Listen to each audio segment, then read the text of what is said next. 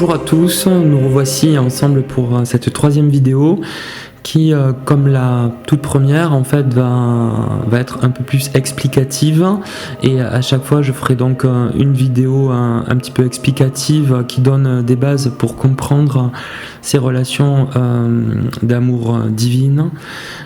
Et puis je les intercale avec des plus petites vidéos sur une question plus précise qui concerne ces parcours, notamment pour la deuxième vidéo sur la question de la rupture du lien, en tout cas de la communication.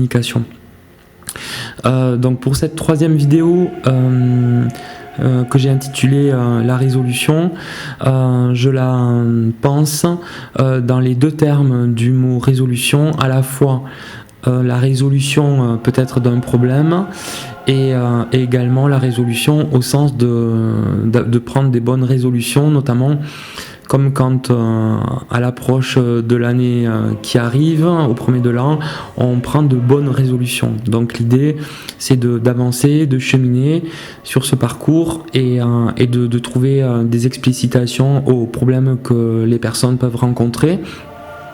Ce qui me permet de faire une petite précision en regardant un commentaire sur une vidéo, pas forcément celle qui me concerne, une vidéo sur les flammes jumelles.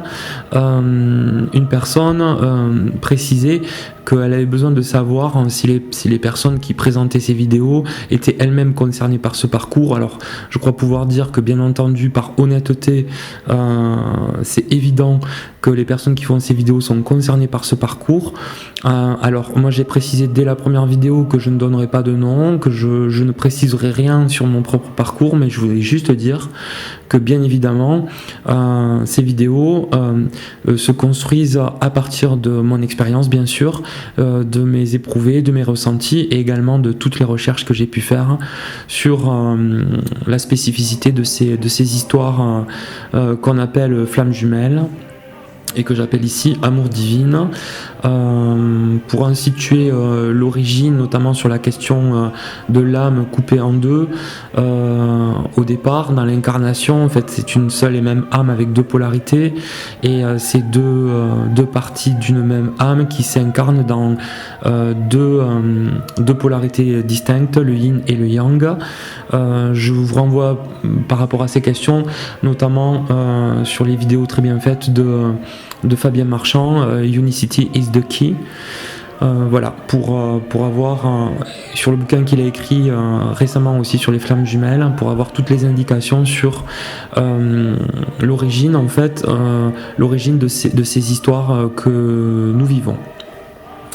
Je pense qu'il est important de commencer, avant de parler de résolution de problèmes ou de résolution qu'on peut prendre, de revenir sur ce qui me semble un peu vraiment absolument fondamental et essentiel, c'est de bien avoir en tête les comportements des deux jumeaux,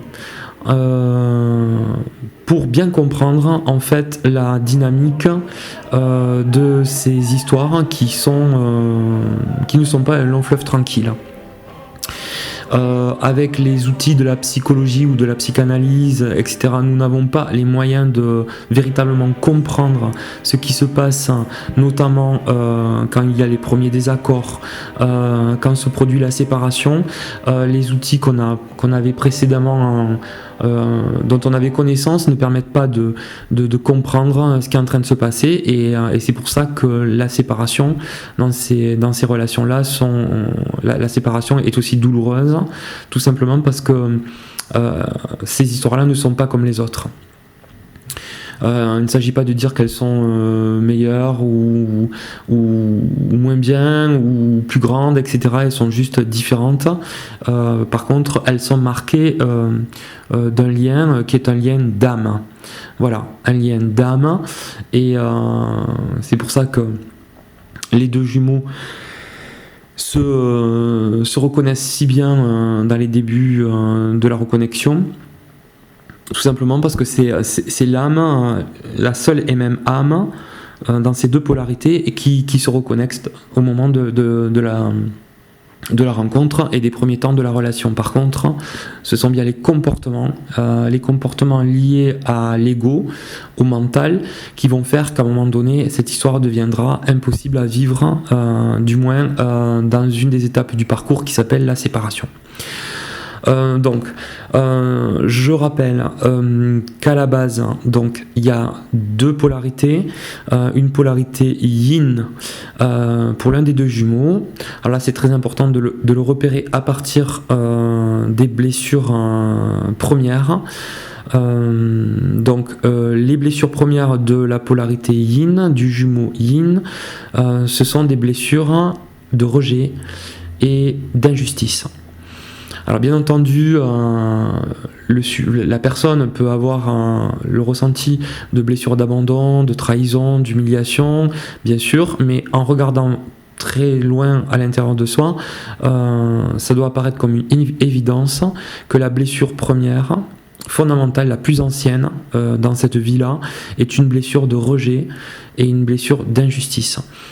Cette blessure de rejet et d'injustice se tisse avec la mère.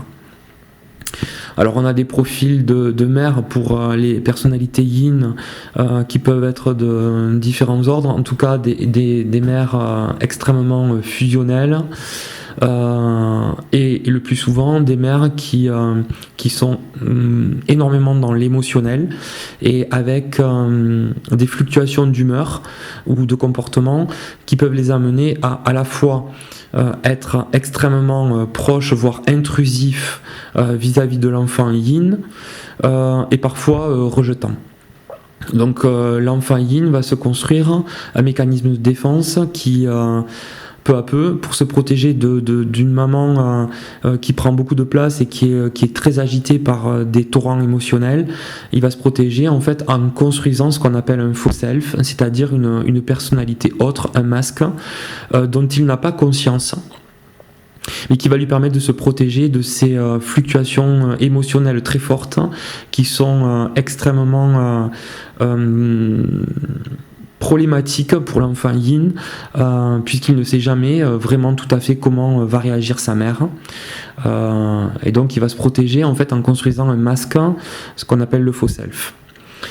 Du coup il va construire son mental va construire ce qu'on appelle un ego inversé, un ego qui va être un ego qui va développer un certain nombre de qualités comme l'empathie par exemple, le côté sauveur dans les relations avec les autres en grandissant.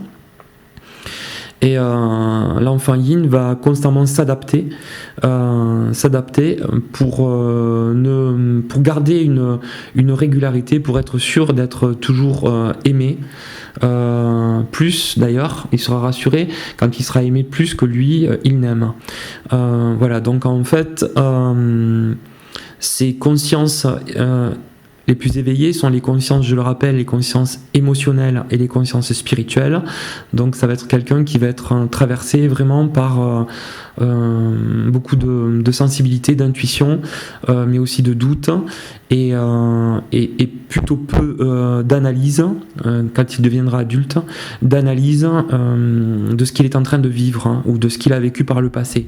Donc ce sont des personnes qui vivent les moments comme ils viennent et qui n'ont pas de hiérarchie pas de véritable hiérarchie dans leur relation, ce qui veut dire que bien sûr ils peuvent avoir des meilleurs amis et des amis plus chers, bien entendu, mais ils vont donner l'impression dans leur comportement de passer autant de temps avec des personnes très proches qu'avec des personnes de passage qu'ils vont rencontrer comme ça, par exemple dans la rue ou à la terrasse d'un café ou dans une soirée, et donc pour l'autre jumeau de polarité yang, ça va être quelque chose qui va être très peu compréhensible, puisque l'autre jumeau de polarité yang va lui au contraire hiérarchiser toutes ses relations à partir d'un partage de valeurs. Et c'est ce qu'on appelle une structuration pour le yang verticale et pour le yin horizontale. C'est-à-dire que pour le yin, toutes les personnes sont susceptibles d'intérêt. Voilà, ce qui ne veut pas dire qu'il n'a pas des préférences ou des affinités pour certains. Voilà, donc ça va expliquer un petit peu la différence dans la rencontre peu à peu. Quelque chose que va avoir du mal à comprendre le jumeau yang, puisqu'il ne fonctionne tout simplement pas du tout comme ça. D'ailleurs, il fonctionne totalement à l'opposé en vérité. Donc le jumeau yang, l'enfant yang, lui, va en fait construire ses mécanismes de défense par ce qu'on appelle l'ego égotiste, qui va se caractériser par une forme de rigidité, de monolithisme dans les comportements. C'est il faut, je dois, etc. Parce que tout simplement, c'est un enfant qui a été construit sur des mécanismes rigides, éducatifs, où il va être constamment, il devra être constamment, du moins il va penser qu'il doit être constamment parfait. Donc il faudra, c'est quelqu'un qui aura un fonctionnement un petit peu rigide et qui n'aura de cesse que de donner des conseils à son entourage, qui pourrait être aussi dans l'empathie, mais qui va surtout donner des conseils pour sécuriser, protéger les personnes qu'il aime. Et ces personnes qu'il aime, elles sont extrêmement hiérarchisées. Donc une fois qu'il aime, il aime toujours. Voilà, il n'y a pas de fluctuation dans cet éprouvé de l'amour. Et notamment dans du coup l'éprouvé de l'amour amoureux qu'il éprouve pour son jumeau ou sa jumelle. Donc je le redis pour le préciser, à la base de la blessure de l'enfant yang, c'est une blessure d'abandon et de trahison. Et cette blessure-là se construit avec le parent de sexe opposé. Ce qui veut dire que pour un enfant, pour une fille, cette blessure d'abandon et de trahison sera vécue avec son père. Et pour le garçon, cette blessure sera vécue avec sa mère. Alors, ce ressenti d'abandon et de trahison peut avoir une grande déclinaison, comme pour le yin. Ça peut être des choses qui pourraient paraître comme anecdotiques une fois qu'on est devenu grand. L'enfant yang peut se sentir abandonné tout simplement parce que à un moment donné il est resté 10 minutes dans une station de service pendant que ses parents allaient acheter quelque chose et il a cru qu'on l'avait abandonné. Ça peut être des choses beaucoup plus graves également, où il a pu réellement avoir vécu un abandon réel, ou en tout cas de toute façon le plus important c'est ce qu'il ressent. Donc dans ces deux cas de figure, pour le yin et pour le yang, de toute façon, les blessures sont très à prendre au sérieux, puisque ce sont des blessures d'enfance essentielles et qu'elles structurent après la personnalité de l'enfant et son mécanisme de défense. Donc le mécanisme de défense du yang, ça va être donc cet ego égotiste qui va être un ego de contrôle, une personnalité qui va être dans le contrôle, à qui il faudra que rien n'échappe. Et donc c'est bien, on voit bien que dans la dynamique de la relation d'amour divine, flamme jumelle, bien évidemment, le yang va se retrouver confronté à ce qu'il redoute le plus, c'est-à-dire de ne pas savoir, c'est-à-dire de se retrouver avec quelqu'un qui va avoir des comportements qui vont fluctuer. Quand ils seront en relation, le jumeau, l'autre jumeau va pouvoir tout à la fois lui manifester beaucoup d'amour comme il n'en a jamais reçu ou il ne l'a jamais ressenti, et tout à la fois après ne pas répondre parfois à certains de ses messages, et ça il ne le comprendra pas. Il ne le comprendra pas parce qu'il a un fonctionnement analytique et logique. Donc pour lui c'est inconcevable. Donc bien évidemment, au moment de la séparation, qui est dans 85% des cas, on va dire, à l'initiative du yin, par peur de ne pas être à la hauteur de son jumeau yang, notamment, par peur d'être démasqué aussi, puisque par la rencontre des deux personnes, le yang va révéler au yin ce qu'il est au plus profond, et le yin justement c'est ce qu'il redoute le plus, d'être dévoilé, parce qu'il a l'impression qu'il n'est personne. Donc c'est pour ça qu'il a construit un masque social, c'est ce que j'expliquais tout à l'heure. Donc pour le yang, le fonctionnement il est vertical dans ses relations avec les autres, donc des amitiés très hiérarchisées, plutôt peu de relations d'amitié, mais des relations qui durent, qui sont stables, qui sont fiables, avec un partage des valeurs. Et ces consciences éveillées sont des consciences intellectuelles et corporelles, choses qui sont endormies, en tout cas pour le yin, ces consciences-là, alors que pour le yang, ce sont les consciences émotionnelles et spirituelles qui qui sont bien là, mais qui sont vraiment dans ce qu'on appelle logés dans l'enfant intérieur qui est caché tout à l'intérieur. Et donc les dimensions émotionnelles, les consciences émotionnelles et spirituelles sont bien présentes, mais elles sont cadenassées, elles sont mises sous contrôle pour éviter de souffrir. Dans les comportements pour le yin, il a des difficultés à dire non, le yin. Il a des difficultés à se positionner. Il ne supporte pas non plus d'être privé de liberté, donc ce qui pose un problème dans la relation flamme jumelle, puisque le yang ne va cesser d'essayer de comprendre la relation, de l'expliquer, d'essayer de l'analyser, etc. Du moins dans sa tête, et parfois il va en témoigner à son jumeau, et ça va le faire flipper et fuir l'autre. Le yin, il ne supporte pas qu'on lui dise ce qu'il faut faire ou comment le faire, même si parfois il a besoin de conseils. Et donc pour le yang, ça va être vraiment d'avoir une extrême délicatesse quand le yin lui pose des questions ou lui demande des conseils, de ne pas donner de leçons, de ne pas faire de morale et de ne surtout pas s'enfermer dans quelque chose de l'ordre du contrôle, et plutôt d'être dans de l'authenticité, de la simplicité. Et d'être centré sur lui-même. Le but étant, pour les deux jumeaux, en fait, de s'équilibrer en yin et en yang, et donc d'ouvrir les deux consciences qui sont un peu en sommeil pour chacun des deux, et cela ne pourra se faire que au moment de la séparation, qui est un chemin de guérison, je le rappelle. Le yang, donc je l'ai dit tout à l'heure, en fait, il est dans un type de relation hiérarchisée avec les personnes de son entourage qu'il organise, qu'il classifie selon un partage de valeurs. Le yang, il a besoin aussi de sécuriser les personnes qu'il aime, c'est-à-dire de sentir qu'ils sont en sécurité, qu'ils sont protégés, qu'ils ne manquent de rien, qu'ils ont de quoi manger, qu'ils ont de l'argent, qu'ils peuvent se loger, etc., etc. Donc le yang, il ne va cesser de se soucier que les personnes qu'il aime, et notamment son jumeau ou sa jumelle, soient protégées, soient en sécurité. Il a une structure plutôt rigide et monolithique, donc puisqu'il est dans le contrôle. Par contre, ses qualités sont la stabilité et la fiabilité. Donc, si il s'autorise à dire qu'il aime, eh bien, il aimera toujours. Voilà. Ça sera pareil pour le yin, mais le yin va croire à des moments en fait qu'il n'aime plus son jumeau, où il va avoir l'impression qu'il y pense plus aussi au moment de la séparation. Il va pouvoir fuir, papillonner parfois, avoir d'autres relations par exemple, ce qui peut être le cas aussi pour le yang, hein. Mais le yang, il sera pas dupe non plus de cette fuite. Voilà. Alors, en termes de... Si on reprend sur la question du triangle de Cartman, je le rappelle, c'est dans la relation amoureuse, c'est l'activation du côté sauveur, bourreau, victime.